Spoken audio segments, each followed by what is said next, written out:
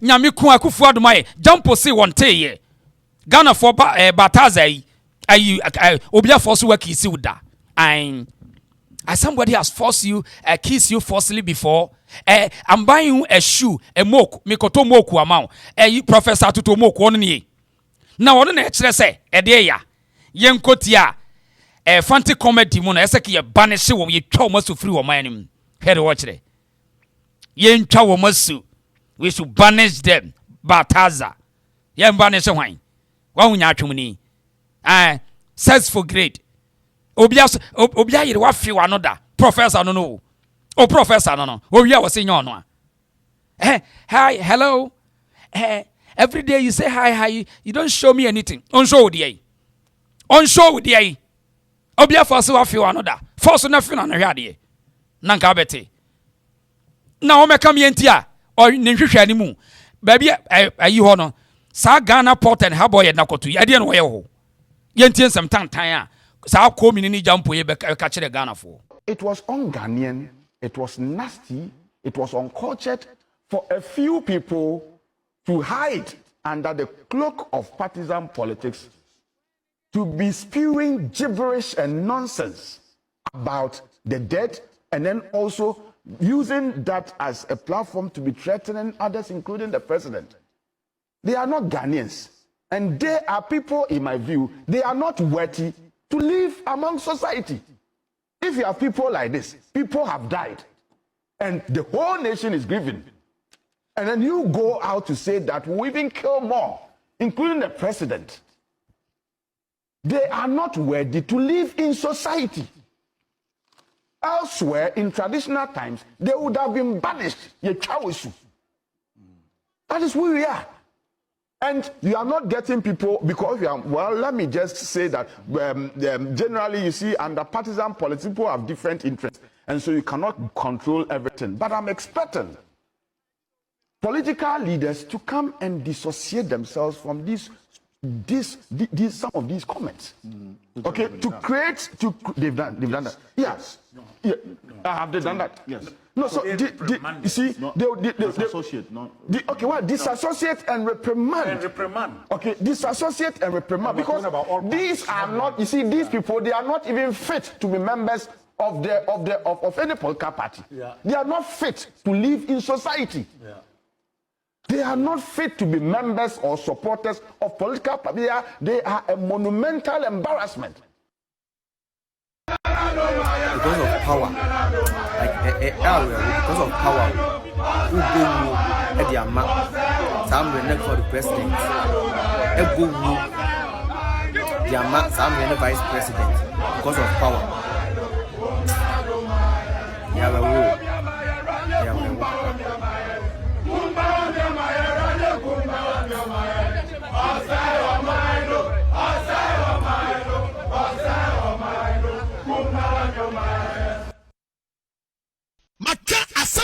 It will be like a prophecy. Me okumangra makasa. Me say baby a jebi dan kwa wiye no. E hwana na nadu be wo. Eti mumusa bataza yi akwa we mumusa no say eti wono ye po bi atwa ne so a anka nyon ye betwa ne so. Semra ye adwuma wa Ghana eka this man supposed to be in jail. If say emra ye adwuma, this charlatan, political charlatan should have been in bars, behind bars.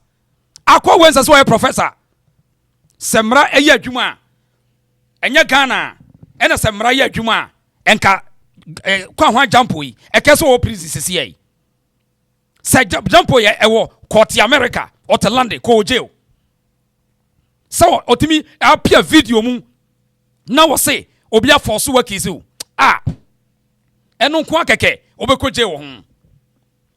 And so as usual when you the audacity who jampo when your audacity say ebimu and wo na me say sabre no na mu di school hu na manfo na atwam sabre no na obi ye professor and obi ye den atwam and obi efi obi akọ school ni bi na ukọ school kan na ka ye dey mu kọ school na ye dey and am de ye dey e dey ya eti sabataza yi wonu pese o pretend to say dey won ti bi da and e dey we den hwe ya mu adwuma kokọ ye okrache Oye na adwuma na wo ye no ntimi a me pretend.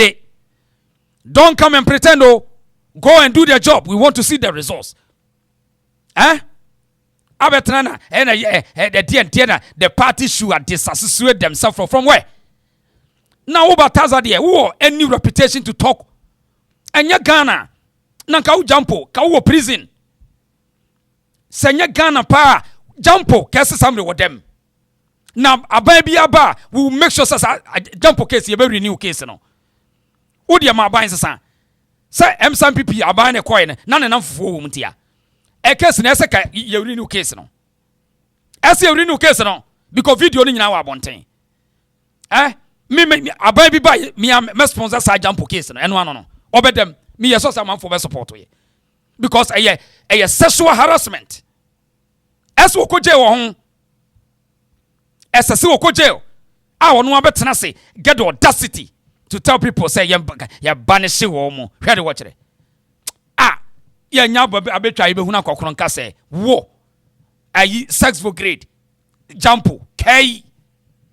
It was un-Ghanaian, it was nasty, it was uncultured for a few people to hide under the cloak of partisan politics, to be spewing gibberish and nonsense about the dead, and then also using that as a platform to be threatening others, including the president. They are not Ghanaians. And they are people, in my view, they are not worthy to live among society. If you have people like this, people have died, and the whole nation is grieving. And then you go out to say that we'll even kill more, including the president. They are not worthy to live in society. Elsewhere, in traditional times, they would have been banished. That is who we are.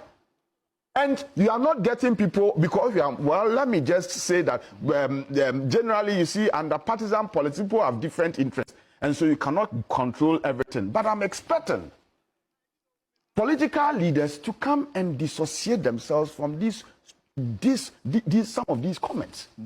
Okay, to create, they've done that. Yes. Yeah. Have they done that? Yes. No, so you see, disassociate, okay, what? Disassociate and reprimand. And reprimand. Okay, disassociate and reprimand, because these are not. You see, these people, they are not even fit to be members of any political party. Yeah. They are not fit to live in society. Yeah. They are not fit to be members or supporters of political parties. They are a monumental embarrassment to the nation. And I'm saying, in traditional times, they would have been banished. Okay, democracy must protect itself. There is freedom of speech, but freedom of speech is not licentious for nonsensical talks, especially when all of us are grieving as a nation. That is not freedom of speech. Well, let me act. Eti ya nya betwa ye behuna kokronka se jampo yi wo hye nipa bufu na yemfie no sa hwa ko minini jampo yi yemfie no wo hye nipa bufu yemfie no fi se papa we de se ye penkofo ani animunyam wo mo ensese wo mo ka se bi aka wo ensese wo ka bi ma we de se obi aka nsem pa etan a ye hian wo de won ka ho kra na Ghana na efuntia jampo tie nanto Ghana na efo na country bi anka wo jelo ka wo dambe 30-50 years kra, because adwe wo trim e won koda ho no ye be restrict so you can't go close to girls. Professor Jampo asoma me kanyam na mitwa to video ka ye ma unko school ye ma unko close to girls e ma ho, because we are harmful to women. Yes. Now why you so lucky? And you live in a banana republic where would the certificates and degree titles scare the people? Nanka ube tomu open a folder no swa. And now bones will be a woni capre and a betchere unyansa. Your society in tia. Said your society na yeno. Corruption am and you pay a corrupt and a hunger system no. Now when you're crying and yes, what TV radio all the time. Nanka sabre would ta jail cry jampo wo. Why lucky? Aban besesa. Why? Enche kra. Or you funny, jump or you funny. Yeboah, what year? Deputy Director General, National Lotteries. Of Bremen numbers, now Mr. Marco Lottery. Yeboah, what year? Deputy Director General, National Lotteries. Of Bremen numbers, now Mr. Marco Lottery. Yeboah, what year? Deputy Director General, National Lotteries. Of Bremen numbers, now Mr. Marco Lottery.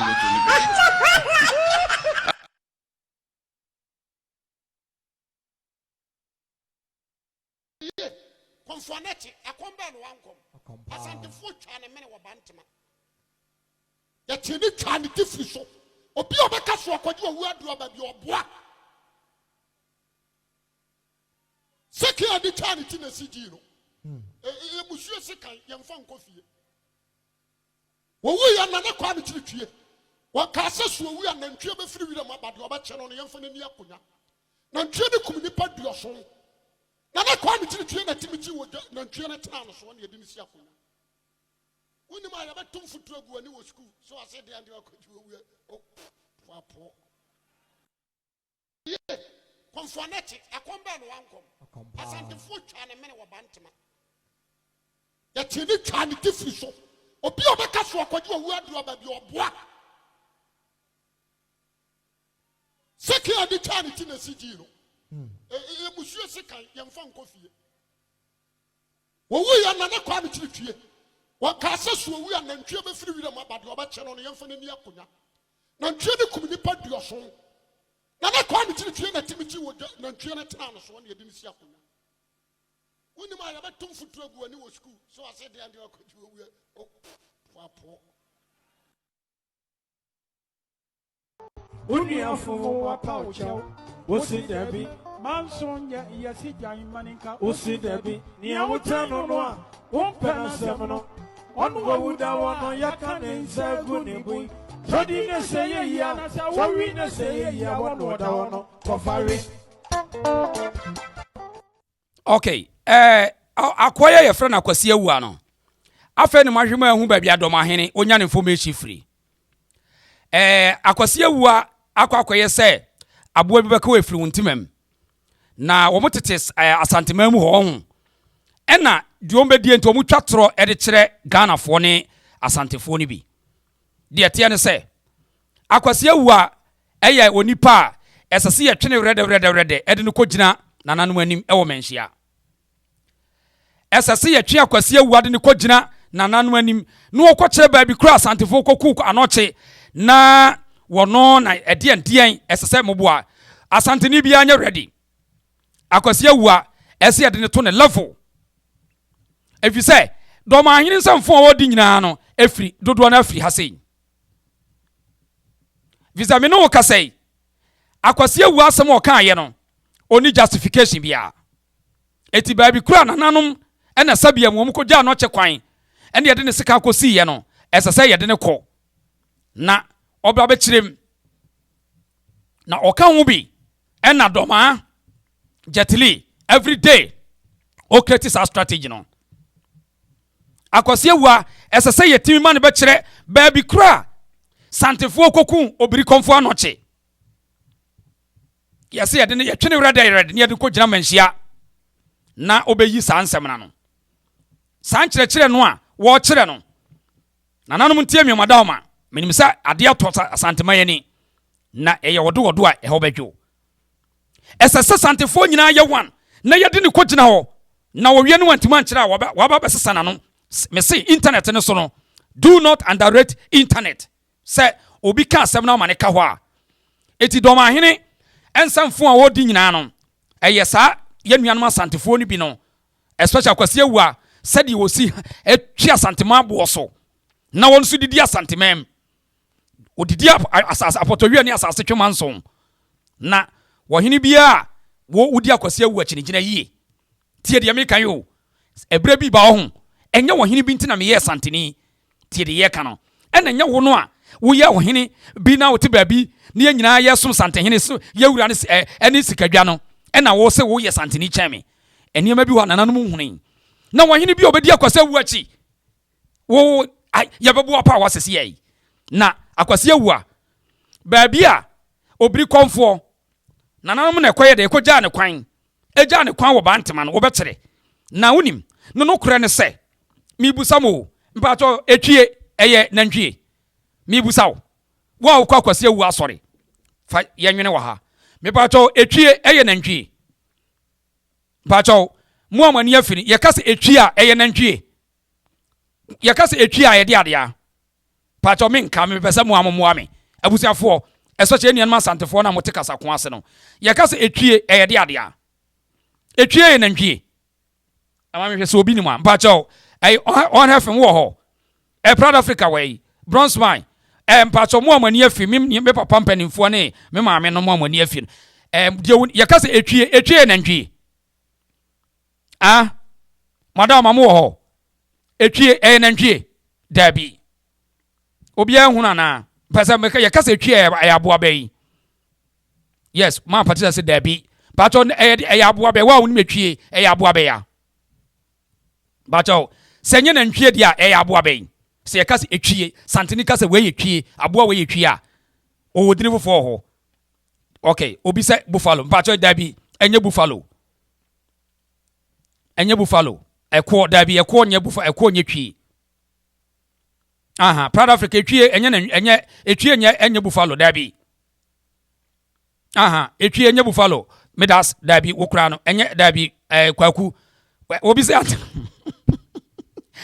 antilo dabi etwie enye antelope na enye ekwo so I'm obi se tiger dabi leopard enye leopard Akwasi Awuah truly an Asante yebehwem etwie leopard dabi osebo dabi the friend jata na etwie jata o na etwie etwie osebo nye jata won say sosuru emu de wo ye jata no wo na etwie eti obi say ade David.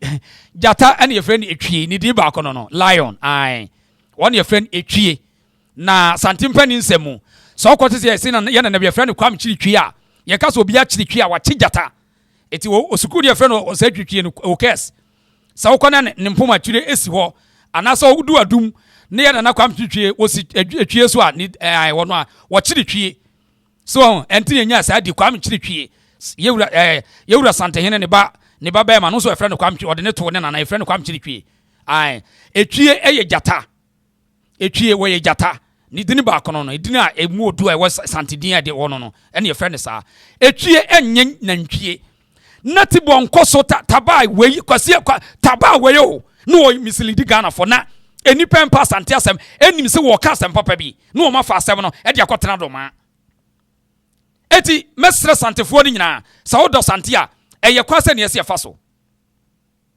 ya betwene yire na ko nananom anim ya de ne beko na wo bekere baabi a nananom ye dai ekogya obiri konfo no chekwan ne ye de seka ne besi baabi e froko anoche hospital ho nya sa me bato wa ne me ya adwene bi ma me hu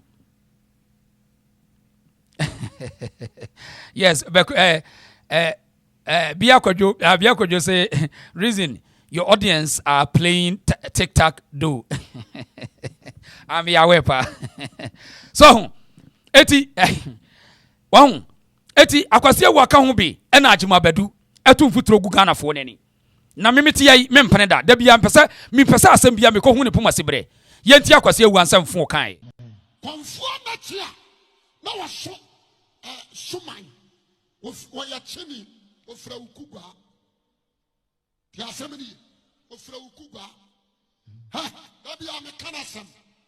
Amra danchira hena kwache no de ne kontena danchira no. Wakobo agaman konfo na chiko repu akwada. 13 years girl no repu no. Ani ya cheno de ba tu danchira. Na sa tutu ko ya woko yi ne hu adi a chira danchira hena kwache no. Na konfo na chika chira sa ko nyabi duani mu benya. Ana na sa tutu tam no. Asra ye. Madam Trahina didn't man no better aguna. To be born aguna Awuah. Conformity. Jamaso amen. Amen. Ahemfuni wuwu ya no. Afana conformity Asante akonyodi. That is secret. Omusu akoju owu aduaba omobua. Me kind of public. Asante foboa. Na do to asem ni twa. Okay, eti we scratch as Akwasi wo onye santini. O say asantefo no wo moboa. Eti Akwasi wo ye behwem. Ba bia ofi na se wiase yese wo kwa yese na osumpani nso ayeje wo yese to. Eti sa wonye santini na ate Asanteman na didi asante wo. E na wo na obefa santempani nsem abeka na bonten dia. Ene na yebe ma nananom afre no. Sa kwai wade no nani ambon ho safo hene all in the name of say freedom of religion. Yen kan o masem. Nanso so o masem begina just o mo destroy Asante abakosem. Na wenu ade atoye wurani. Asam kase breche abo ewo menhia Asanteman yebeto ne bo na ewo dogodo e de bepa. Bibia be kona wieye yebekata Sante hima na chiri kra na eno achi no yebeba be bomu anwane. Akwasi Awuah yede ne begina menhia but obi anya ready. Yede ne begina nananom anim na wakire ye babia nanam ne koja obiri konfo ano chekwan. Osi no osase obiri konfo ye dai okoto obi mu na obiri konfo ne to ato akoda mi mu na eye ne ngwase de Asanteman fi say Asante ntimi nya Asante without obiri konfo. Asante ntimi nya Asante without sikadwa kofi. Otumfo say to krobi Asante koto yawura wonkwaso ne yonko na damfo ne obiri konfo. Ti sa waka seti obiri konfo a waka seti ya yawura. Sa woni ma me ka no kore na akere wo. Tie sa waka seti Asante hene obiri konfo waka seti Asante hene. Woni ma ye ka cho Asante ni bi ahwe wano kasa yi. Fi say he sa wo so ye Asante ni ye yawfe. Sa wo say yawura ba wo do yawura. Yawura tumi eni sikadwa kofi. Woni ma me ka kere wo. Sa wo say udo yawura na wo tesi gadwo kofi anka wotrim na pie wa no ede amane bebrew tie de yaka no eti sa Akwasi Awuah so obetena Asanteman no de krobia ahwohwa no ho na mom krobia suman krobia ni wo say obekasa etia yebe mena nyamane and sa Akwasi Awuah ya Santenia won chance yem prepare Pan African. This is very serious because me who said the na Dormaahene woye no okeka kansam tatanta sa papa yi ni nyina no ye public speeches we mu adeda highway no so na ye nuanum bi ayi hu so mo ye santefo ye no ene na de we nyina ba but Akwasi Awuah nso ncha Asanteman Akwasi Awuah nso ncha Asanteman eti se eda no duru ho a wo de wo hena wo no so wo pe no opa nko gina ne chi ne hwe ke begu nanim ase eda no duru ho a na se ya bedi tim no a wo de wo hena wo so wo bema no wo se wo no ye santini chayen wo de onko gina Akwasi Awuah chi ne hwe ade ni ye hwe de besi ye de yankwa beto wa ma no because esese Akwasi Awuah ye de ne ba no wo kire ba bia nananum ko ja obiri konfo no chekwan what me de preaching distortion of history in order to disgrace Asanteman. Really, this is very bad. This is very, very bad. And yet, it is a Dormaahene and a Dormaafo keka and some tantanya. Eya every yemu. Because secret natural every yemu. We say Akwasi Awuah no yatena se. Ama wadi na sorry samno and ne wanyan who say tam. Akwa yusu by was say unim kra na toka mienu ayebone. And ne wotimi ka kire mo say asori sika yemfa mu asori ba. Na mudi na chi. Na sa oman se freedom of religion. Aden every day. Da bia nkrofo attack your traditions and culture. Adentia. Eye fair. E breadu. So we you be retaliate. We will retaliate because we don't care. Me o Jesus o Muhammad eye wo dia me mfa ho. Many times me sorry abek. Nany time bia no mo be yesa mo pesa mo be tataye no. Eno ya na ye be ka mo de no. So we are going to make sure Akwasi Awuah ye de ne be komenhia. Na won de o say wanya sika nyina ho. Won o say owo Yesu ne nenam. We will see. We will see. Because minya so say Yesu kra no obekasa say Yesu we oda sania no nam a obekasa asem we. Sa wutimi be fa Asanteman Now what preach what I mean, what did they know? What did they say? Now we distorted history. Na uko chese ugu Asanteman ni mwase. Uwi anu pretende. Na o sre na o ti Asanteman. Didi apoto wiem ni asase twema nso. Santefo nyina monye ready. Akwasi Awuah wadane kwa mitua. Akwasi Awuah ye kwa mitua eti ye betwe ne ready. Ebre ne so a obeba. Konfonete akomba no wanko. Asantefo twa ne mene wo bantema. Ya tini twa ne different so. Obi obeka so akwaji Awuah do obabi oboa. Seki adi twa ne tina sigi no. Musuo seka yemfa nkofie. Wo ya na kwa ne titwie. Wa kasa so wu ya na ntwe be firi wi na mabade oba che no yemfa ne ni akonya. Na ntwe ne kum nipa duo so. Na kwa ne titwie na tibiti wo na ntwe ne tena no so na yedi ni si akonya. Woni ma ya ba. Okay. Eti we no e kira wo se wo ye ti bon koso na obi si wo firi achem yo ye behwem. Ye de Asante ye de ahoho. Ye behwem.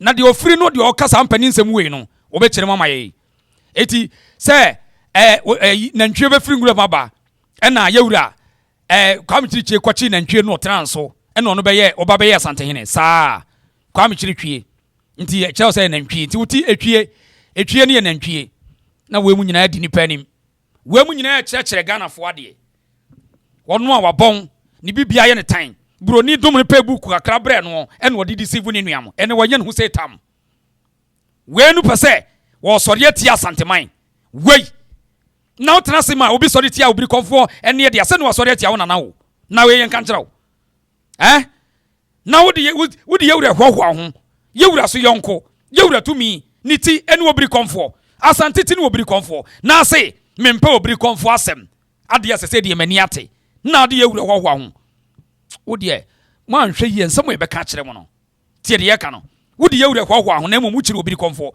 wuti sikadwa na de yewu hwahwa ho oboa ene o pretende eti asem o ka no eho sansem te na da bia me ka se ensem ekọ internet very dangerous sa wo ka se nyahwe obia no ebe consume sa news no asem o ka no oboa wo enya no koreda etwie enye nantwie eno nko akra no kire se oboa obo obia nkoko obiri konfo obia obabia obia nkoko obiri konfo na wo sai wo ya chimni a na achimni no no be ka Asante mpani nsem yate eduru ho a ye be kire nase eduru ho ye be kire nase mo so be suja wo mehwe nkwam sasa na tie dia na so wo Asante ni dia ene no wo ye kwamitua so no ye be tini sunta su koko sa na tie onye obia sika no wanya wabu ahiafo no de enya sika agege ahiafo sika no de enya sika onye obia tie de yakano and se Asanteni pa ko nya saade no se wo ye Asanteni a wonya saade ne da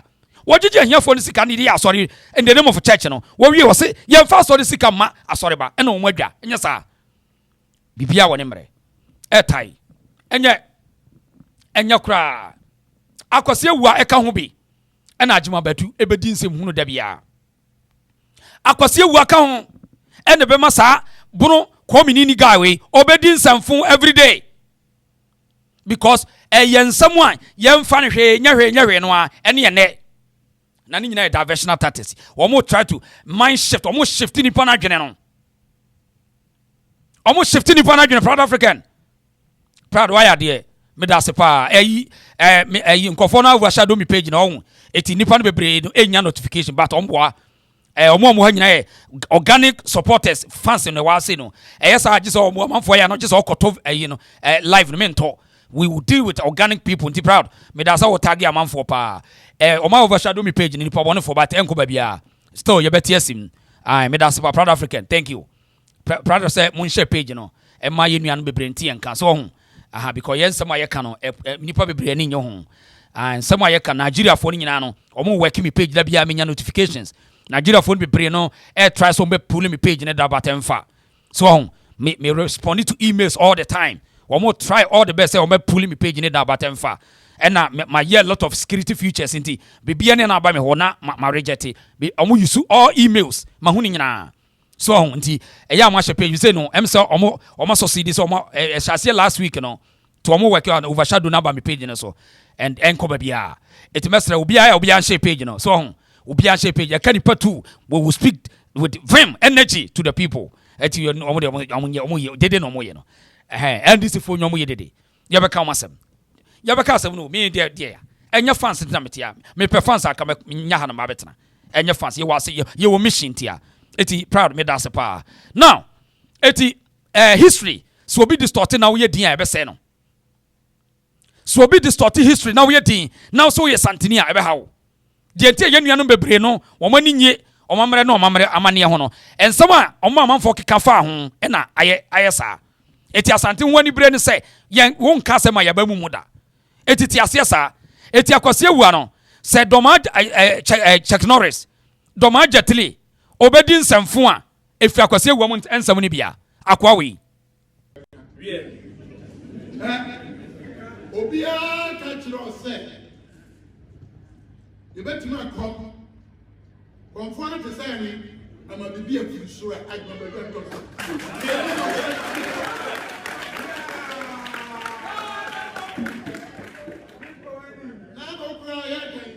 Sikaja kofi no be yiri ba dwam no won hu se ba so won hu se ba so o de anu yan kanto wo eti sa wo papa ni a na osi ensa ho na wa wi abro na wo busan se wo na wo akwa be se we de mo nka from enyamo a ninni ne se ene Danny blacksmith na mo koso so ye Adwuma Badu ninni ne se na mo kan bom na mo soja ene mo koso so ye nya sa Danny ese ka kire no sa ne ese ka kire no sa se ne ya soso na ya soso no na ugina ho bia anso nyansa wo ni ntonti menwene eti ni nyina afi yankrofo ni bia omo mu gudam wa ahemfo ni nyina anso no mo nwene so omo dwene anko meka se papa jai da bi dia okodi oko too much eso say ahemfo na gudam wo nyina omo nwene omo nyina adwene wo fom a omo timi calling to order na omo bo omo nsem disgrace and omo pen enguase na ato wo mo na wiaso fa nwansana ho abufu a obiri wo krom sa wo fa nwansana ho abufuro obebiri wo krom eti sa bunu champim o se hwan obo enye yeda ya sie bunu champim ya kosie no ene na me ka kire mo ya sie Adwuma Badu ontimi nsori enye bibia ma ne nyintra ha bia enye papa da obeji dimbone sa afris ekosi so no obeto ane nananom sa ne de Adwuma Badu yes eti adwinbone yemfa nyehwe adwinbone yemfa nyehwe eti Dormaahene ni sa nkofo no a mo wo Asante ho tan no ebu ogum so na da bia monim begu ase ti won say anytime bia obey bibia no enko yie okodu US omo kogigi sika bi na yese omo so omo koye hwan yete yese kadio hwan sika bi a omo de akodu na no kra no mo ka se sika bi omo gigima no omo hunu ho hwe na omo kan highway no so wo so okoye ni okogi ankosiaga because odi Asante ho tan ne ko ho woni na hwan na girl bi a wose ne hwene ye chamber ho yi girl bi no sa lady bi ote New York side oba bi no na hwan ase na hwan bi also omokoye ankosiaga proud girl bi mi refil de pa wona ne kodi nsem na bi girl bi ne hwene kakraka bi a wose ono na mi hu video wose ne hwene eye chamber ho mi refil na bi ya one ne ko US on ankosiaga wose okwakoye Kwafi asa hwan ene Kofi Adwuma na nipa ene omokoto bibi bo nani onse no so na wie ne yesie no a mo se friend NDC Teresa Boate Medas NDC onse ankosiaga onse na anu yi wose omokoye de bron cancer o sua Asanteman cancer ntimi se me koye bron cancer onse wa wie yaba onse obi adi watem onse obi adi ahemfo omko nya se mo ye simpapani mo ye tabafo sanete ofa Asante ho taya otongum ubato ma me ahyew eti Adwuma Badu ne yesie no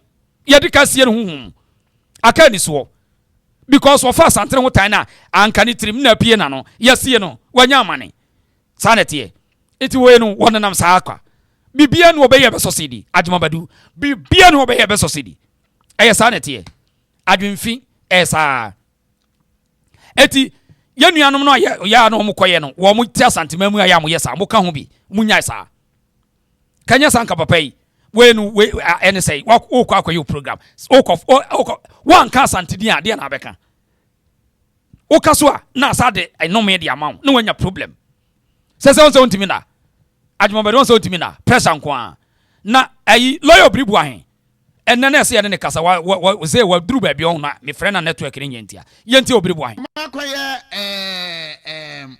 Boron champion war Tachiman organization was good. But obi in course of the presentation no uko twesti bibia. Nti anjo mama menka. Yes BBC yo. Okay. Yes BBC yo. No, presentation of na so bi obi go ka say sikadwa. Sikadwa no kra no e bia ba asoso a. Me tia me kakra. Because I'm a historian. I'm not me share history of every group, every clan. I'm with your humility. You see, it is the embodiment of a group of people. What you say? And there was one Asanteman of 1857 to 1884. Ampim. 1857 to 1884. Na Akwasi broni suma say don kofa sikadwa no mra ma me na ka kira be se o da he mo hwame sa benkum mo ko ka kira broni so be ne me ankam di benkum be bona sum sa bran so benkum no pese o kire se we ya tantane bi kura 1857 to 1884. And the next one who came no a chan 1884 to 1917. A chance na Akwasi broni ba say benfa sikakoko no mawe the banfa sikakoko na ma no dia ne ba agyiman prempe no be de ne beko hello ya Asanteman die say ya sikakoko no pa konya no be ma die ene fa mba no ko na mba no so de me ba no nko abeko die mekobi tell you so a child died in Seychelles. The goddess you cannot untiminka Asante abakosem, untiminka Asante, untiminka without the goddess too. Because even in 1817, Badrich, Babetran 1817, very nana lie. Ramsia, Hana Ramsia, na ye wuram. Adum Ramsia na ye wuram. Bebe try abrofo no me baka ho bi ne be information. Down the line. Such as Makati tried it 1822 to 1824. Nana lie. Macleod tried it. Nana lie. Seganet Wesley tried it. Nana lie. In fact, Seganet Wesley or Shikumase, Seganet Wesley. And a friend Sagranti War. Seganet Wesley. What is a Tuatu Barrier? What is a Tuatu Barrier? That's Asemasi. A point in time, no, Abrafunu say that the Bibina Koshe Adankwa Mekwano so Barekesi. Nebe Omunya information no na Abrafunu organize say any adientia no papa so they brought troops from Nigeria and Liberia. And I don't know na kwaku kraso sumbisi kwaku kraso. Na kwaku krako yi free ho. Because the kwaku kra nim say Asante for no o man lay ambush wo bare. But kwaku kra no suro say wo man om de wo mbeba no. E bia na wo man ho odin be bro Asante for no so. Nti abro Asante for no so a the go conference card. Nti anadwena sikadwa no kwaku kra san kofa de kosie. And the sikadwa no ye say kwaku kra no unya kwaku kra ana wonkan wo ma ontim fa no ho bia obatima kwagina sikadwa no ho sei unhu a obahu no sei bia ye adie bi na da ho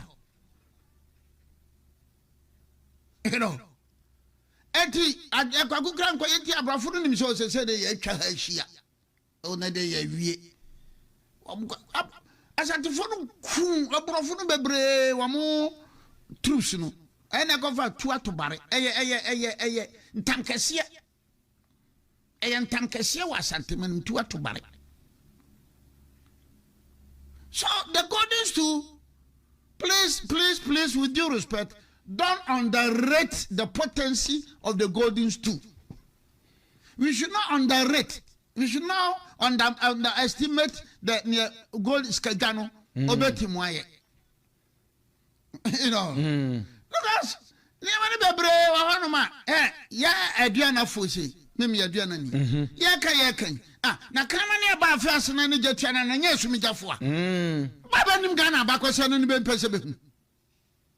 Kama ni aba ya. Ne jetuana no. No, enyesu mi ja. Nya Adriana no. Adriana efri asunya. History, mystery. So golden stool no. Sabi kafra. Eti weye lawyer Obribwahen ena wode Agyimisem Dormaahene kumfu wode na ko school kakra na wono ofiri bono region hobi but no kura ntino every day nipa bonini na wote ho no mpena asem but won say no kura so no wokan yo utimi nya ho hwe na wonim ho anka ho sere ho munyam de yie na ye diversional tactics ni NDC strategy Agyimisem wonya relevant nti da bia no mami nya bibi na me fan deceive yan crofo no enu ntiro hu ni say Sampa we threat because Sampa no we appeals court judge Agyimisem ntimi intimidate ne say wono ye high court judge emfa enu ntiro osro fiapre we educationist chancellor so eti wono Agyimisem ntimi enya rough enkere no so Agyimisem onyini sa wo onyini sa eye boni na ewo ni tirim na ama na nimu sa onyini sa chama onyini kura dabi Agyimisem nyini sa kura eye adwene ewo ni tirim tina ma na yesa onyini ye eye adwene na ewo ni tirim ni ntia eti sa niam we mu nyina na aka bom ama papa no oda wona because na adwene sa opese otwi form so sa bunu region de opese odi pese ni wo fa ideology no eti wo ya no se o mum yenka mom na yefanye project oboa enye development bia woboa enye development eye said ye be ya wodi be create tensions na why relevant because no why hoho Agyimisem ni free ho why hoho but opekwa bia obefa so a obeye no ho say wono na Agyimisem so na wono no ati wo mo so enu ntro osuro se Sampa on pesa Sampa beba hobi because Sampa ba region ni mo benya problem say so the Sampa ba ono aba want anya ade ye to aba obetra se wo lobby na enya defeat ni da won pene an ti chama ye de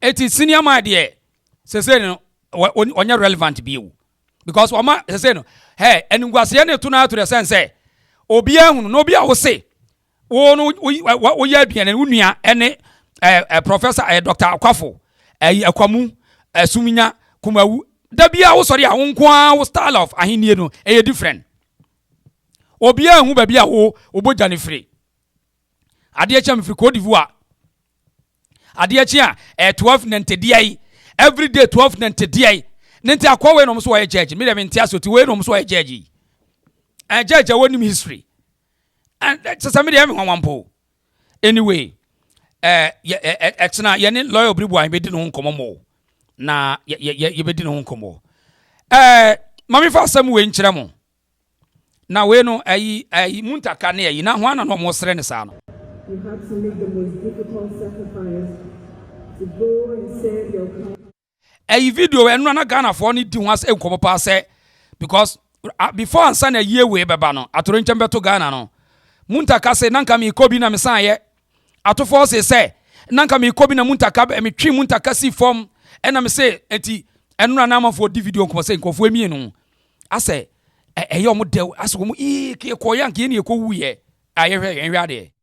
You have to make the most difficult sacrifice to go and serve your country, leaving behind a sick new baby. Nana nkofo mani aje saa.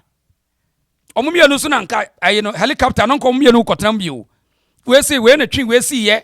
Sa na onjisa no meka che. E na we twi we see, e na we twi we see. I don't know mo sere me.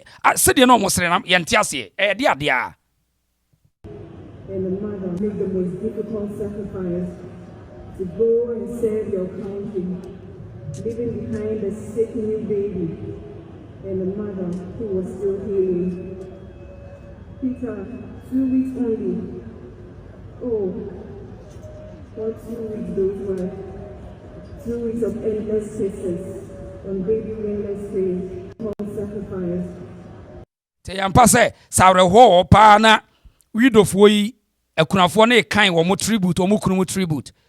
Na tribute yo mo kan na chairman, interior minister, finance minister, na nko mienu nyina so ko the same helicopter nim na wo mo te wona ho na mo twetwe no no esemu a munya ho hwe to go and serve your country, leaving behind a sick new baby and a mother made the most difficult sacrifice to go and serve your country, leaving behind a sick new baby and a mother who was still healing. Peter, 2 weeks only. Oh, what 2 weeks those were. 2 weeks of endless kisses on baby wingless face. I have never seen a brother smile than the little time you spent with her. I did not want you to leave, but you promised me you would come rain or shine. You would return in October for Monday's christening. God, what am I going to tell her in a few years when she starts asking for her father? How do I explain? Okay. Your phone line kakra na obi opeso kire wadwen awetuma friend 0242073114. Yentie phone call kakra na yento aso hide the reason so yemie phone call kakra obetuma friend na so wa kire wadwen na ye wi ayato aso mystery so I'm golden stool no sabi kafra cho misra mu atiefo under no circumstances says obebu na bonfia misra meka that is it. It's like you are not a Jew but don't manya wo mu ak no abo mystery so I'm golden stool no sabi kafra cho misra mu atiefo under no circumstances says obebu na bonfia misra meka that is it. It's like you are not a Jew but don't manya wo mu ak no abo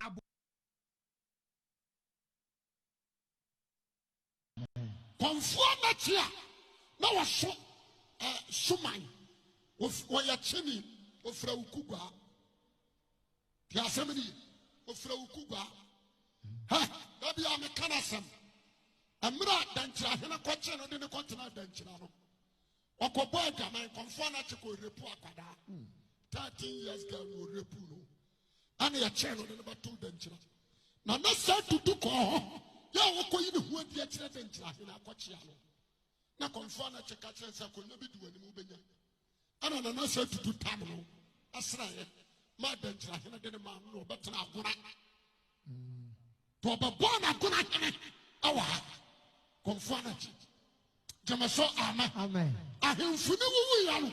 Afana konfo na che Asante akonyadi. That is secret. Omo so akoji owu adura ba omo boa. The kind of public Asante fo boa. Na tu trust am ni dwe. Obe Asante akonyadi. Wo chini be Asante akonyadi. No mo che ne bantma. Ye twa na mena. Sekia di twa na mena no. NDC no.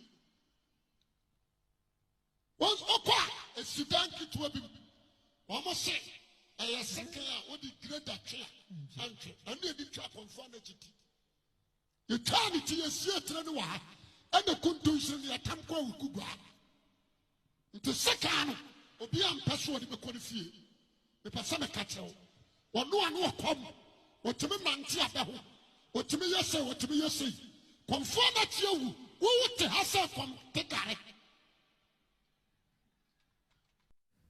awa nyansemu asama akwaye kan hwan ba wiase a wonwuye metusada se metusade wonwuye hwan ba wiase a wonwuyi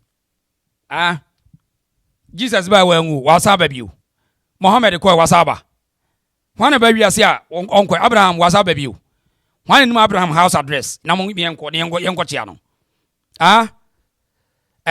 Yona ni fie no munim na address chese nipa we mu nyina te wo mem hwan bi hwan na ba wiase a wonko ye hwan hwan bi hwan na ba wiase a hwan Joseph wo wei Peter wo wei Mary wo wei Nebukadnezar wo wei said wedi we mu nyina wo mo he nti hwan anotie wu hwan na enwu hwan na enwu hwan na si wo ba wiase wo se bi de me nwu da woda so tiase ne enkohwe no such ignorance enipa wa bon sei na o tinipa no lead nipa abusia obetima fra na wakeka wadwen a kire me 0242 073114 from Cecilia Doris of ano den na to say ayi proud Africa so as na for tell ya monchia no mame hwan na ba wiase a wonwu ye womo a womo ye tese womo di invention kase womo hwan na no wonwu so ba wiase a wonwu ye mubutu sese ko wei hwan bobu ye Adolf Hitler wo wei Benito Mussolini wo wei Abraham Lincoln Christopher Columbus Queen Melenik the Ethiopian the monarch wo hwan wo one beyond one na ba wiase a wose wonko and the most famous Jesus Muhammad wo mo wei hwan na nim ni house address ni yenko chia no hwan di obri konfo kwa na yedai hello the reason. Good morning. Yes, sir. Wadama, papa. Wadama, me and you. I said, no, because of you. Nice one. Yeah. Nice one. Yeah. I'm a very, because we are feeling among us, no, Jimmy Pardo's this. Yeah. I can't come say, I was from me, baby, no call for me, because that time I know also I knew who you know from. No, Jimmy, come say too much. And I was from me, because and I require cook from crowd, but I won't cook. No, no, we are ma. Asante, we are quite a simple dog. And now, yeah, Ben or come, yeah, Ben. Oh, so program I'm so yeah, and said I think 3 years ago, I said, Korea, about 3 years ago. Oh, 3 years ago. 4 years ago, Syria, any person go for corner, sorry, be Asante for what the corner, sorry, be no book, here. No book of financial here. Yeah.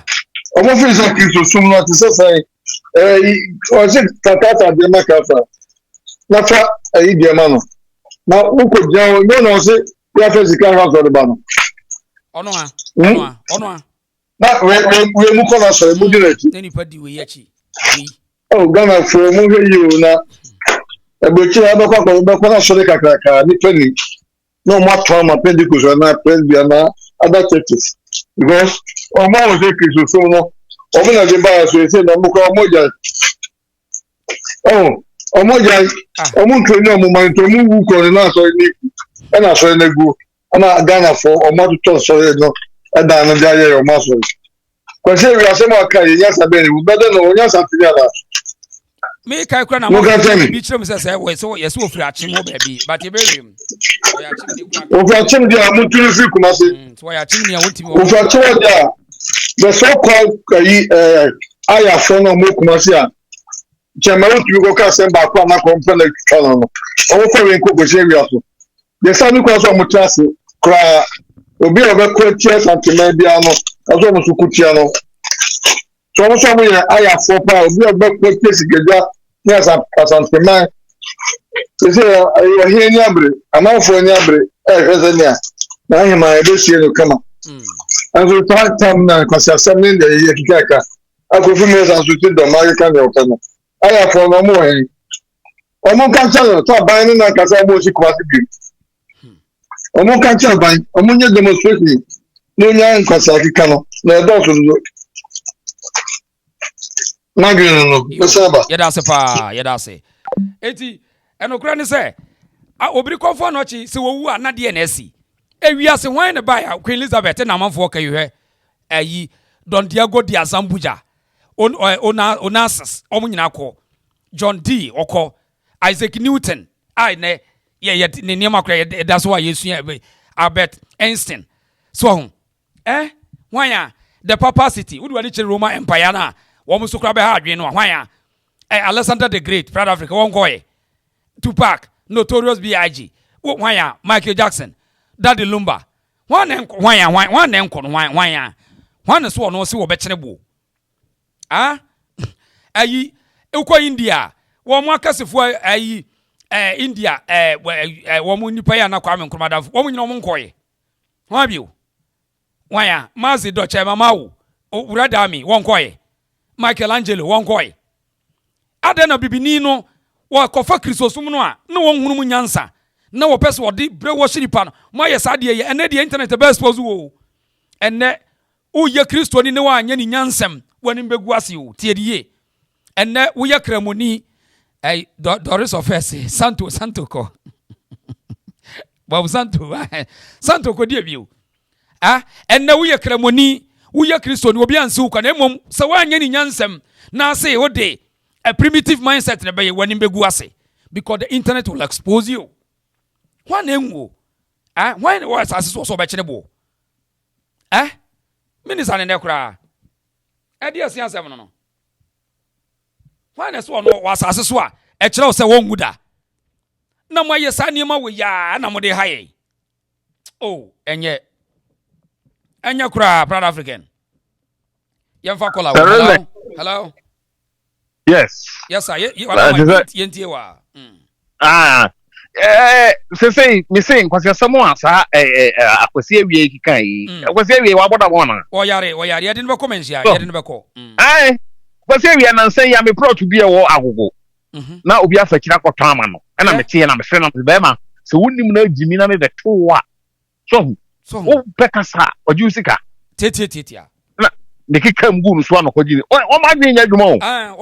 Ofuma japade okuma so sa ofuma japade sa ai fuma japade sa ai yen na was here sorry the reason yen na was here sorry so yen na was here sorry because niam e koso na time pa me no hene kase bi kase free o hene kase pa woka wose bibi se no ye wura mu na mo nkoda no mu mani nya de na mu sama munya mo nya den na mo sama ai because ye on say otiko koso na say tu ye enam say odi domo animu no nye manyina na bia no betimi se kura se de wiase wo ye wiase adwuma no enye ono na be kwa maye nye ono na be kwa maye ye na wo se tie omo so atua o ti ase ye wo se tie omo so atua eni sa ayi no ayi ohin na osa na so twa nkontomo ano Dormaahene siampeni na dwen yedu Dormaahene no ana Dormaahene Dormaahene be so I was say tie omo so atua pa the reason na ye boda uro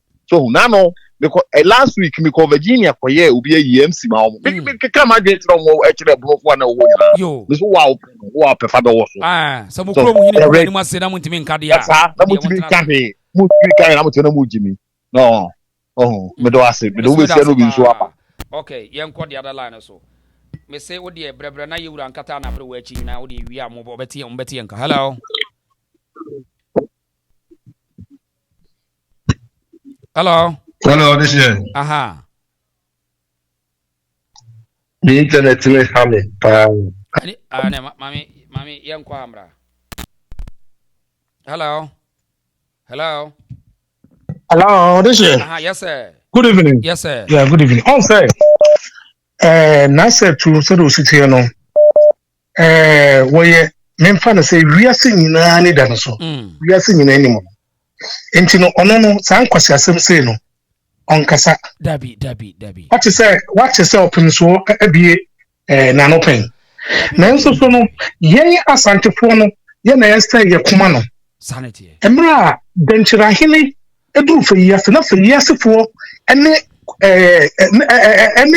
denkrafo e dia boni o sanity na denkrafo ana yes enti no ansa no so on sa so ta say na denkrafo ache na Asante accident na nti da kare kaditi nti etokona ensan ene so nsan na o ka asem bi say na sefu etwi no etwi enye jata etwi eyesebo na no time no ani yesi ye wo no na etwi ebe fie etwi ebe fie ana nana ebo no tuo ana ede ne to kwa mitwitwie enye se bibi ne to etwi ebe fie na ona ne ku no ana ede ne to kwa mitwitwie na ma hwade ye me hwade embra ye be fa esikagya no omo ye se umbefa na prampemfa we ni mra esikagya no mra o se da bi o ne ma me se da bi nti Asante fo de koto wawase embra Sagrant works in Sagranti, yes, sir, all corner. On the office, baby of friend of official coin. And now, Yafranoa a bone to yes, a trio at to barret. Yafranoa a free, an official of a bone to our barret. It's yes, antiphonum. Yen, I say, Yanko, Cadia, and then let me hear, and then let me see antenna. Since a good time one, and yes, sir, it's the phone waiting to talk as antiphonum. Every time I do come, okay, because Obia will it in. Say, Baraka, I want the best money to Asante Dinda because of Bunikuno, you're another mother to work. And then until now, a program no, it's Remini was a friend of Yasapo. And you know, we are, what's it? Why Asantini? I was saying, Asantini, Yasamo. Asante phone achieve mechanic. What's I to control this kind of see why bro for the tractor. I better to what you meant to know. Oh, but you know, Abacase. I say you just by phone. Oh, nobody can say no. Not only Santini. Yeah. One Santini. Time. Obio Santini. So did you have Santini? Or Casant was a question. Nitifuye. Essentially, way as Antipotino, Canoma, as Antipo, Etini. Yeah, one po. Come to the jack to my front door. I say, as Antifoya, Germananka, and Shaha, and Sienna, yet another agitation is out. Yet you have somebody into the side, yet another agitation. Every time I say Antifo, yes, sorry, Naka was champagne, that is her, Dormaahene, a beauty done, who would you know the catchers as a Cajano, Basso. Now, on one Dormaahene, Agyimisem so no ankasa maintenance on who so no ya maintenance no on where maintenance Asante confederation and that's the before the good and you're bringing the good Anna ya the plan by the say yes actually and the attitude have seen it blue champion put the tournament 50s a blue champion never say good. Oh yes, you know, yes, sub gata munzu agusu wenye yi. Bro, mama kasa ni nananu aka omuja agufom and then no. Since 6 centuries, and another become one with the message. Now we social media so that over titri kingdom. Tina radio of Pemasua and Casano. Opemso on say ye we ni manfo say ye say for years for so to for do I inside the one sign na yakum ya tin da karatu tia I inside into one sign so to say that's Asante for man you timi ne say kwasi afo we I will see best of say na to do no eso ko ti tun o se na so da be kana no tun kedi ti we what Asante but I think continue be it's a minute in the back of Toruno. On coming to Yakubu, Ifu, Sedu, every time, some question, and see down so and so. So that's it. Nakakosi, you have a come question. What's what a worry? Yeah, I said, and I said, boys, in the reaction, I do not because I was a every time I say Asante for sorry. Every time I say Asante for sorry. Papa Manfonsia. Young call the other line so I am for color. But you wait to my page now, my one now. And comfort the one for Abba me page, but to the shame will be unshabby my hello. Yo, this me that say first na you know imagine. Ohene a otikuru abaso. Ohene a no kura ba hene no ai broncha kura ba fo hene no ohun. Ohene a ye bo aye sunyum no osa. Your boss pinia no osa. O bedwam. Ohene otimi etunsa. Onum sa o bedwam. E dey see internet so e ma nipa hwe no. Sa ohene we nanumu asem e te se ne ye. Ohene a onim nyansa. Onwin kwachiri. Ohene a school no okoye no. And me and people no Jimmy said they be e kan. Ohene kwalo nto o winsa. E no abo. Oye drunkard. Etimi kwesi ewu anso na meba no so no. Kwesi ewu anso ofri achem. Ye be proud me da so pa. Ye so ofri achem. Woni suba no any one concern Asanteman. Ofri na glombo, ofri mimi kroma Asante o, ofri dwabio, o kasa tie sikedwa. Ye de ebetimi eyiwafu ho. Ni abo sikedwa ho ban. Elintini ye onu mumi attack onu emu. Because on come on team will be good to papa tell me mama can jump papa say papa me go take ya and I will be do what him. Sabe pepe. You see because you are na Asante for o ye timunu so a man for on no one na sorry one on beti no mu adi 20 hours o ba respond mo mi timunu so o di mi mo sorry mo say Yesu ni e die but dey radinya papa mo mra ha mehe Yesu ni ade amo kekara sam Obinti ni dida. Fa Yesu didi ya fosi kasa hwe omani mo sitwe ni pa yeni. Omani mo bobo. Ya ji wo mu sika nyina. Oh in the name of freedom of religion. Je dis pas non. Non. Ah non. Non ça son enfa mo ni pa non. Ai. Na fo we kwasia na kwatra kwasia we anase no age wu sika. Oho kire wo a ye ma kakra ko se enfa mo na wo bo ano.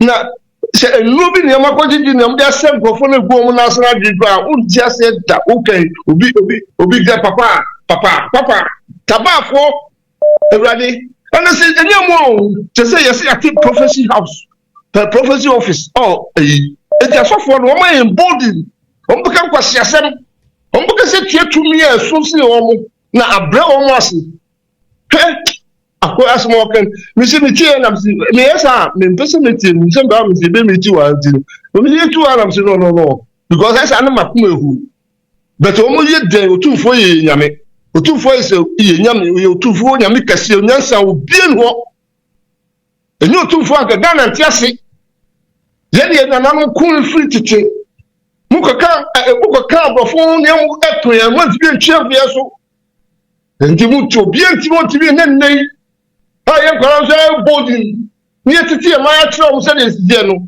to be no bit me to fast at my so. Then at the form. The almost higher drink keke. And so, Ukuma Pimba by a venue on near Yaya, big so I will be our person or dear to form. Asanteman, I'm sorry. Satifonko, I'm sorry. Satifonko, I'm sorry. Me dem ma me tu focus me tell me Akwasi o wa Asante region ya o se do so sa o are ahwem anka o kwacha se mo ware ho because ene madafu ha ne on use do ma on so fu office aware no wi so aware no nye de bia because we tie we no we so tie we aye befu ya o mfra na adima ebadu ya oba yi a o se we yi ase it was Sani a mad a people and suffering Jimmy. What do you want to say Asanteman so? I mean Chiauka or this young Darcy. Young call the other side now, young Fawi. Hello.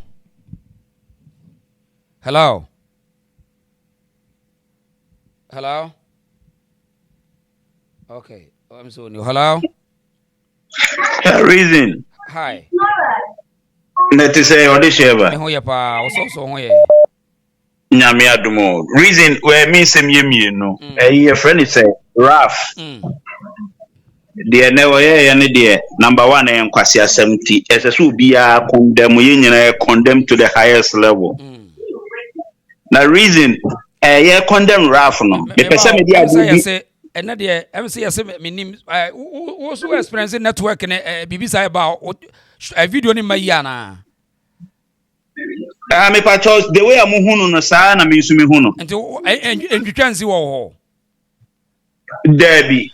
Okay, abusafo ya say network no ha dwen me wa wo de ya say bia close up na say bia ni bia why but me ade me manya e say o my shadow my you know nipa be breta attack me page ntama you know mileage ni nko nipa no ande me hu but entwetwansi wa ha say ejina so sa anti wa wo de entwetwansi no close wo page na say bia why Alex Fanning nipa contact ni network no refresh yes Alex Fanning now complain yes and woman forOkraka, Mame Adepa, yes, or say a cornerby too is having the same problem. Yes, I any pabon for no Nigeria for yes, are the only yes. Doris said on baby or dear, Medas, but many have a minted or the buy one. Aha, and Tina de Mika say Ralph, you condemn the normal Kenyan or this year, me Madame Fubima, me Yarene, then call Tafuji. Okay. And as my making me come see other cash from say me can kuntumpo na me de papa ma me ne call yen ye wo na 207 di bi edi papa bi bae minia papa ne bae no nurses for ntitu mo fun so obi atwi nani ana patients na wonu so mo suro because wo te wono wano koye den which means say doctor bae nhwe ba me de na metimi akwakọ yi entimi kọ ho na mbisa nurses ne se adenti ne yedi obi aba no muti omi omfun so mse doctor ba kope na odi to se ne yemye ne yentu okofie te doctor ne o ti no muti omfun so tafu ji asem na me kan yo me ni wo mu true argument back and forth ana papa ne wuye ana wo mu cross on ne nan ne yedi ahoma bo mu ne cross on ne nsagu ne chest ne yedi ahoma bo mu ne yedi ni she 207 seat na ase any mortuary nti eda no enkrofobia o ni security phobia o ni show me mu because many bri yiye sen ka mebo nurses for no kra wo no nti me ma me na yedi ni call ye no me de ne ba tech for mum de behwe no hospital bi o tech it's a clinical said you e ho no behwe ma okay. Na odishe abrochirefo na da bi omugo ye nokre no odishe ye nokre kroma otimi ko emergency wa ha betino 8 hours mami bi kra dey also di 36 hours say I say odi also said dey no me hu so bi twere bibi sa akura other countries but odishe answer na ubedi sa no ye do ko ye na no ye hwe wo condition no okay ansani amwatanasi wo country bay me wo Canada okay me wo Canada na omo na ye be fa kwa na say wa wo ke ekọ a wa wo nante ko baby wa wo nante ko ho no ma o nko no ye frɛ baby triage enti triage ho no mo bakọ akodi line okay but wo ko no mo hwe also bi ho no ma wo have hard time breathing ontimi ho me okay se moja se kan ye tawonsa na moja etu a okay ye nim se wa se ka twa won se moje etu no nya de a wu be wu sesei okay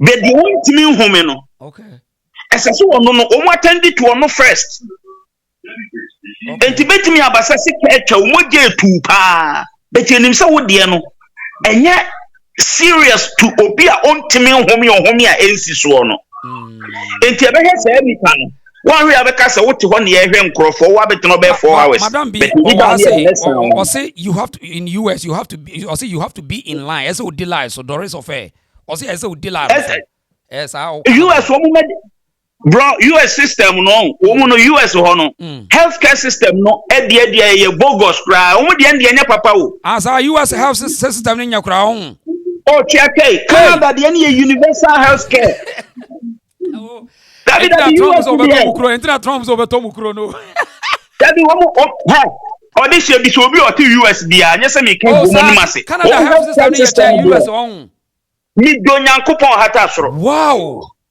Canada healthcare system they are one of the best in the world because they universal they here ni se ukuta wo health card expire crowd call be hwe Canada they healthcare system they obi obeka dia US enyumu healthcare system depend Canada healthcare system oh okay nana abena say yes ni din nana ade pena. Was say yes, Canada is the best.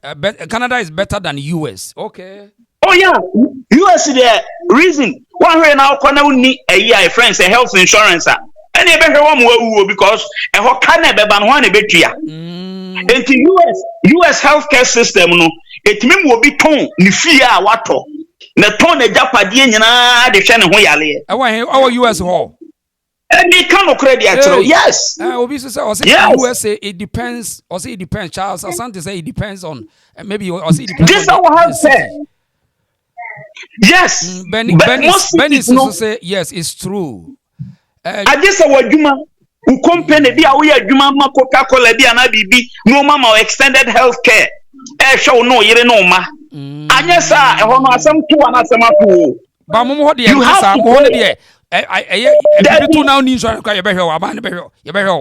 yes, because I had the any say OPI adwuma tax at the end of the year and a tax in your TB the common healthcare system no. And but me study US o frɛ mo ya to Medicare na adwuma bia we ya to Medicare ya to community ya to bibia ya to social security ni na mo te wo mo Medicaid o Medicare o mo hwan saa no ma no to me person me chan kontompo too much no minim enunu mu kese but based on experience ne de minima minim bi no ma ato o mu minim mu asem ne de minua se wuni ni sa private insurance na wutuatua na sefo na wa wutuatua ni bia anase wo company a wo no mu ya adwuma no emma wo sa extended healthcare benefit na sefo na minua ukonya sama ho be kire. Proud Africa say the caller is on point. Doris of say it's never true. Charles say USA too they have tax you Medicare. I want you know so study tax forms on so. Yeah, to Medicare. Aside so ma tax you ni nyina no. Obi o se mebua epa. Boy kwa de sa research we metimi ayama. Ama me de hu video so abrewa minia enkokorafo ne merwafo bebre wo ma tofie firi nkwala abrem. Onyini kwani mu kakra no onya cancer na say yale boni bi bona na say yeah they have to remortgage their house so musa ko refinance so mu fie yi sika enkofo lose mu fie da dia but because of ohiniba nana ya odese you need also you paid in insurance you paid it to insurance and Medicaid is based on where you live and your salary you pay in a deba sanity and to be our economic Medicaid and Medicare what you know if you have $5,000-$10,000 that's what when you excuse me man no sorry friend number is 0242073114 bit my friend WhatsApp wa me pick na also your nurse in US that's when your criminal illness be ni sa no ma na Medicaid ni Medicare ni running out wa me nua ho be kire Canada no nyame mfasa ma unya sa terminal illness na sifo ni nyina na kimo na sifo ni nyina no medical Canadian healthcare system no cover dia ya en cover edura wo beto enti eduro na wo beto no me company me no mu ya adwuma no edura me to 100% enti me yele me ma obi ayale e kone to edura me ntua bi enti wo be so kire say dia Ghana dia no a enipa ni gina ho bia nurses na wo no esuban na wo ka ho asem ya na mimi de Ghana de no we ni de betwa mu kwantiatie fo mfa nkyem by Ghana de no bro sometime on de ya na eya reho ni se obi ba emergencies de ni party ho muntimi hwe mu nyina once the Ghana nurses ni doctors ni abada e kire se obi te se de mika se tafu G asma me kan min kan kontompo tafu G mi jino papa na de naba wo hu mi ensi so papa no e hu mete nurses for na twi wo mani no obi o gina ne phone so minua obi amiamia ne phone no mayi wo mani ato nkyenti nurse bi odi kan ne kasa ya wonya de wo keka no onim de wo ka ana number 2 Ghana nurses no so no wo mu ankasa yempanimfo no ana ase Ghana nurses so 90% of Ghanaian nurses ogogo ho a reason obewo opane ebone akun ana so obema wrong dose reason ni say most of them go school eye fa to beji golf omu nse dan sua de ni yio eye fa to beji golf ana omu de te ho ami make me testify minim kreminim nipa 3 anes se kum e wo Ghana ba ko no te ye friend say baby a o mu ye bass yi wo Kenya side wo no ma nurses for man e wo no pane boni ku no. Okay, meba mami ngura US omra se mi ru hospital bi wo mami madam it say mami nurse yo reason me na last we answer sadali me say no me pin me we we nurse ni minim dey na kan ye no kure. Yeah, make me both Ghana, US and UK. 2005 I was also a nurse in UKCC. Make me nina. But first, what call hospital now OPD ho. White. They are not nurses. They are not nurses. They are not nurses. The nurses are in the ward or theater. They are not OPD front desk. They are not nurses. And again, most of the hospitals in Ghana, no, especially local rural areas now, they bring a train on job. Me, the year 2002, I have completed nursing training college. I have my degree, I have my master's. But in Konfanochi, I worked in Konfanochi before I was transferred to the districts. Could you believe, sir? Suturing, because my book, I know my assessments, I know my everything. When I'm charging you, send your no kase, uko Canada na hano obi bleedy na yebeshe obi a we churn and then your friend the ABC airway. If your airway is not patent, you can die right now. If being here breathing, if breathing is not where you can die right now. Circulation. Canada no ampa say obi ba lie ho kura obi ye cases ne yi bi frame no kura. Of course, he said it's charging. We will charge you, and then I may use ABC the number airway. And I said the work no kura. Of course, we have to charge you. Secondly, you have to charge. Secondly, yes. Nurses no ya no mo kwa bia no mo gina patient no na o mo gina ho e no mo mfie no and wo say o mo ye dey wo mo nye nurses e say o mo take care of. And you say the case tafo no say no tafo I can even mention the medical that we superintendent no tafo we do OPD ho na omo ma okada omo nye nurses omo share uniform white all right but they are not nurses omo na omo pedio so front desk From US, how you from? If you are medical assistant, someone be my card and yeah, nurses and my card. Yeah, my card. Nursing my card. Okay. Even nursing, we have categories. You will be any baby obejina. Eti, any pana hospital no. Obi at that time go due to be any obi or qualify and I say and I so obi or how when you qualify as or hospital at that time no. Young fans are all right at Fuji, you know. Or packing or car or no remo or no. Front that's one right here nurse net. Reason. Okay, what's I say? Oh, story about Mukromo, baby, a war US one. Obi be hospital or a hospital no where health practitioner or when you qualified, you know. No, but young fan said, what about hospital CC? I can use Einstein Hospital for you because I've worked there. So when we are CC, most of the times I tell people, say, even me catch your individual as a minimum, and our friends say, Upa say you show them, I would rather advise you. So who insure Medicaid, their Medicaid be the amount. Depending on your income, send your case or in Canada, or the best health insurance, which is true. I give it to him. But here and also maybe I may know what say. Apart from say me hospital because me no hospital, me what that benefits no. Me income here I was high. Now even I'm working for an agency on contractor. Because of my income, I don't qualify for Medicaid. And before I can even qualify for Medicare, you will Medicaid and Medicare. Before I can, that will be when I'm 65. Until Crawford for health care, no, he is right because of their income. Because of their income. US one. So we just sika na ba hwe ayarefo no yemfa man won kan go you don't qualify. You don't. And then say Canada, Mr. Canada, what Canada no mo ho no e fa ho ni sika wo je na e fa ho ni sika wo je That the amount is because the higher you make, the more taxes they take from you. It works out to be the same. What you are saying? Canada, and no difference, no. Now you can show your friend or NHS.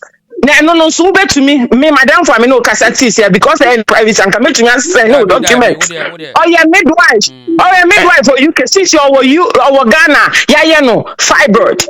Any ovarian cyst because you're booking it to next year and your NHS are buying a bit of free or call private he has to come out with £15,000 not six money ticket in Ghana yeah money CCR or Ghana or your midwife for UK reason me pacho mami kan asem kire me auntie tafuji ho na me kan no me rem wo mo tete ho no mo share white no woman na me bisa wo ka say doctor white uniform me pa tie on say who rem tafuji ho na o ko ni takra travel bia enkofo tete na right hand side ho no e ho na wo tie no that una ko anim kakra na o make left ya e ho na me couple nurses na no wo room bi wo right ho omu say we can say green o say bibi sa ta be mrefi color cro wo na no omu tete to omu phone so a you catch omu be attend to ma me na papa ni ye they are all can men kasa who true to say wa ba sisi anu hu so obi she green me I was going to take confanochi on and no cry a principal any doctor or confanochi say means you confanochi I'm saying my for my mother's death but I didn't find the currency but unim na make us a nurses nibi qualified nurse I saw trainer ni fellow nurse ba no handy over mano and then I mean okay wakoya law confanochi I wanted to take it on but me din I'm saying no and handy over my student nurses into bra okwa as a police for ye wo ban one also be she green na ahoma white tia or your student nurse on apart from vital signs onim hwe Baba, I mean, Asamna me we are looking for the facts. Obia hospital now. Yes, the facts say what we so be say uniform white no. Ube fi so a nurse nso kokwa na ebi oye OPD ni o makad. Onim de obey nti no. Ono no the first thing so you understand go and call the nurses at either OP medical surgical or consulting room whoever is there send your caster tafono meti ase but then minim year chrono reason we were getting 2 years ago 2 years ago 2 years ago the Aniabra you have to take them on because we were not getting nurses and doctors now we had a lot of training for medical physician assistants and then I say for me in particular and if you know I can mention names they be amicase because person who say this is meaning say reason open evidence me na me ye nurse wo Ghana na me ba vacation anyhow sometimes short courses me be into the say we have to train either AOPD and now be we be for emergency preparedness. Okay. And yes, sir.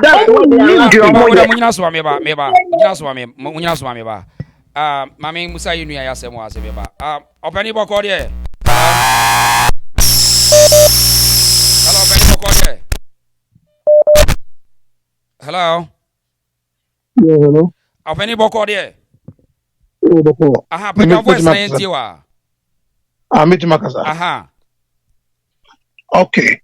The medibedi kind if I say and say mudi no I no kasa wo you so me person metie ho no fi mintie system no ade ba ko Ghana for bia na kwa say ye misdirect ourselves ade na ye kan wasem say nye no wasem na ye ko ye kan America and Canada for wasem asem no esi wo Ghana it is to be person ye comparison so obi a America say na ye no and I say Canada say na ye no na UK say na ye no enye no ehwo asem na ye ka ebi American system say no ye no Canada say no ye no e na no go dey be short e bi na ye tie no yakọ enum ne yakọ Ghana chi no so what I say because near Omuye Awakwa as they say they Ghana assemblium near Canada, UK and US. The Samo ye didn't come on my South Africans, I knew the Eka. As if assembly about the boom and a giant and I can only come before. Ghana system na ye hormone ye decoy hospital no. And this I no say Oko hospital, mean you say emergency ubedi life. And found one is a won et and I win et. So why na me pese be tie ama abroche de ni be si mo no. Asa e say na ye rubbish asa ye nkrofo ni ye mutrim osuma ama. Enso mo ho no et say. Omunya nkomo na omudi ni Canada ni UK ni US no. Nkomo na ne say ahanom so hospital na say emergency na do call ya. Doctor en rasho ye do beto lie so near per doctor ma. Okay. And this so we then you say access so from the front desk and son I refer you to the doctor. Ralph Koye na etai no ohunu na nurse for nya ese nkwasem no die. Bibia Ralph Koye na obia no nko say ka doctor no efe police man and I say police for mo no na so Ralph mu no mo pam mo mfa. I had mo ubetumi cry noise wo parking lot our hospital. Parking lot keke. Police for me attack no koye noise a medical hospital hall na police go down omanya emu panyimu bia ni ho no na emufu agimi na omunsu nyansa na obehu sa attitude we ho say enkrofo bi be mob for omako bom call no dey sika twa om no mu wu a na omaso om be go hospital na hospital friends administration hwe ho na police for gina ho no omo yan kwasiade na Ghana for do woni police ni yi kura aso omo sa taking soft hospital no we but manya asa omo allergy say boy no kura wu omo allergy say akwa no wa free na obewu obesa wu biem na ade ba ko no say sa se we say si range